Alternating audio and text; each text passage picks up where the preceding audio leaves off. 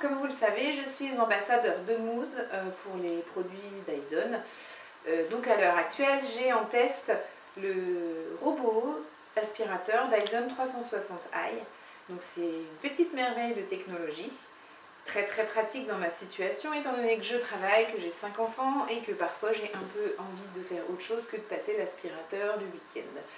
Donc je le programme en semaine à certaines heures et pendant que je suis au travail, lui s'occupe d'aspirer ma maison. Donc il a environ 45 minutes d'autonomie, ce qui lui permet en une seule fois de pouvoir faire déjà une bonne partie de votre logement. Moi forcément, qui dit 5 enfants dit très grande maison, donc il lui faut un petit peu plus de temps. 45 minutes c'est pas suffisant. L'avantage c'est qu'au bout de 45 minutes, il retourne sur sa base, il se recharge et il repart faire son boulot. L'énorme avantage c'est qu'il ne va pas reprendre du début, sinon ça n'aurait aucun intérêt, mais il reprend exactement à l'endroit où il s'est arrêté. Ce qui permet que toute la pièce soit nettoyée, même s'il a fait une petite pause recharge entre temps.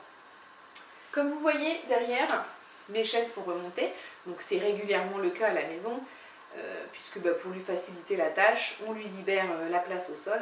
C'est aussi un gros avantage puisque nous, ça nous force à ranger avant de le laisser faire son boulot.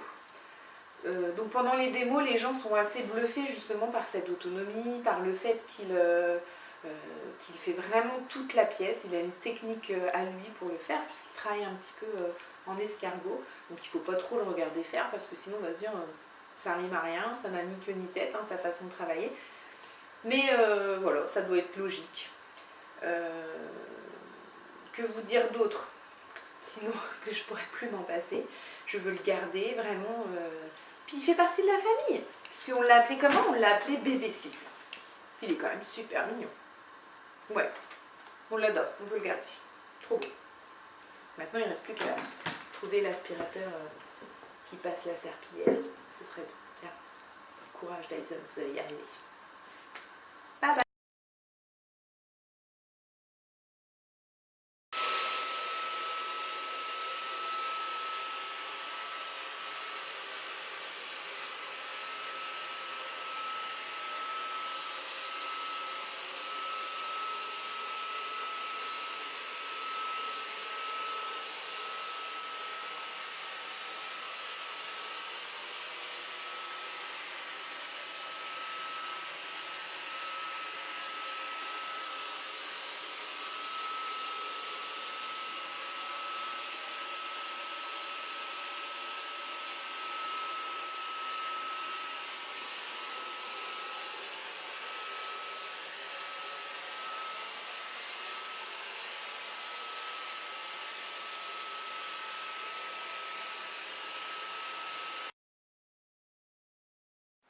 Alors maintenant je vais vous présenter le purificateur d'air Dyson, donc le Hot and Cool Link. Donc ça c'est un purificateur d'air qui fait également chauffage d'appoint ou ventilateur. Donc là moi je l'ai mis en fonction automatique à la maison. Étant donné que j'ai la cheminée qui tourne pendant l'hiver, on a bien remarqué l'utilité qu'il avait en ce moment. Donc vous avez une petite télécommande.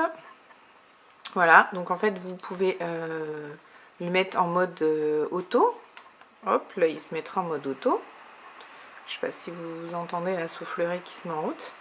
Donc vous pouvez le mettre en froid ou en chaud. Donc là après vous augmentez la température comme vous souhaitez. Donc c'est pour ça que c'est bien pratique si vous voulez le mettre dans la chambre d'un enfant quand il joue, pour que l'air soit un petit peu plus doux. Ensuite, vous avez quoi comme fonction? Alors, vous pouvez choisir un petit jet d'air concentré, comme celui-ci, ou alors un jet d'air un petit peu plus large si vous souhaitez couvrir une partie un petit peu plus large de la pièce. Voilà. Je ne sais pas s'il va réussir à faire le point. Vous pouvez aussi le faire tourner. Donc ça, c'est plutôt pratique cette fonction. En été, si vous vous en servez plutôt comme ventilateur, ça permet de bien ventiler toute la pièce. Et vous avez également une fonction programmable sur la télécommande. Et tout comme le Dyson 360i, vous pouvez vous servir de l'application sur le téléphone pour le lancer à distance. ce qui est quand même plutôt pratique aussi.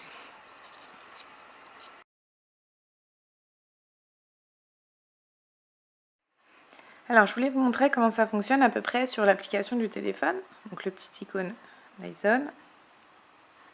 Voilà, là vous choisissez si vous voulez connaître l'activité de l'aspirateur ou du purificateur d'air.